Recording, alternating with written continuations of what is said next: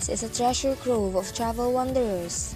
The region is the easternmost boundary of the Philippines, closest to the Pacific Ocean, and it's home to 6 provinces: Biliran, Samar, Eastern Samar, Northern Samar, Leyte, and Southern Leyte, with 7 cities: Baybay, Borongan, Calbayog, Catbalogan, Maasin, Ormoc, and Tacloban. Region 8 is famous for its San Juanico Bridge, the longest and most graceful-looking bridge in Southeast Asia, which connects the two main islands, Leyte and Samar. It is also known for some of the country's historical events, notably the first Christian Mass in Limasawa Island and the world's longest naval battle in history, the World War II Battle of the Leyte Gulf, or the famous MacArthur landing in Palo, Leyte. Samar is the site of various significant political heroes, changed the Spanish and American occupation. Eastern Visayas is endowed with a rich past and equally rich culture. But all of these are just a natural bonus to the natural wealth of Region 8. Stepping into Region 8 is like opening an endless willingness and possibilities for adventures. Eastern Visayas is very beautiful. It is rich in natural resources, surrounded of recreational activities, talented people, and hospitable people, and also a lot of delicious native delicacies. The region's sea and inland waters are rich sources of salt and fresh water, fish, and other marine products. It is one of the fish exporting regions of the country. As it's surrounded by ocean, people come and visit in these places to relax and to unwind. Sila Island, Island of Kapul, Kalangaman Island, a very popular island in Eastern Visayas because of its crystal clear water, white powdery sand, and long sandbars stretching on both sides of the island. Ulot River, Fish and Bird Sanctuary, San Juanico Bridge, the longest bridge in the Philippines.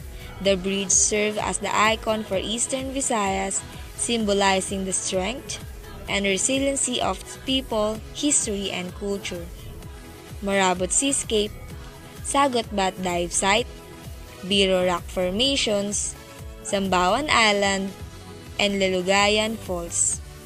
Here are the places that mark in the history of the Eastern Visayas, which up to this day it still continues to preserve because of its historical events that contributed to the development of the province. MacArthur Landing Memorial Park, a protected area of the Philippines that commemorates the historic landing of General Douglas MacArthur in Leyte Gulf.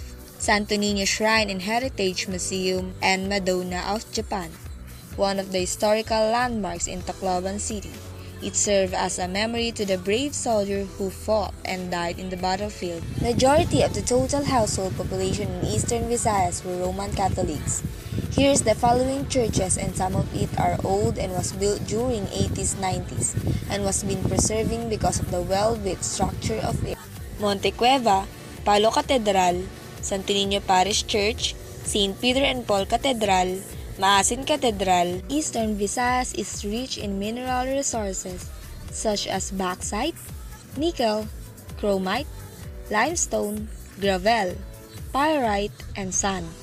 Having no land border with other regions, Eastern Visayas is also endowed with freshwater fish and other marine resources. It also has abundant natural resources, including vast agricultural lands with fertile soil and abundant water, and has a huge supply of geothermal energy. Eastern Visayas has an agriculture-based economy, being the top producers of abaca and the third largest coconut growing region in the country.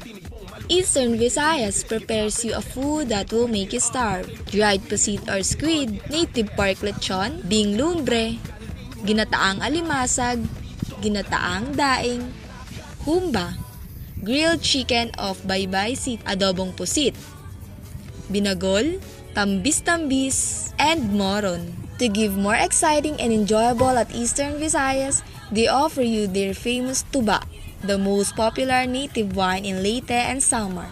Every celebration among Leyteños and Samarnons cannot be complete without it. Waray stereotypes include being musical, happy-go-lucky, laid-back, heavy drinkers, and swift to pick fights. Pintados Festival.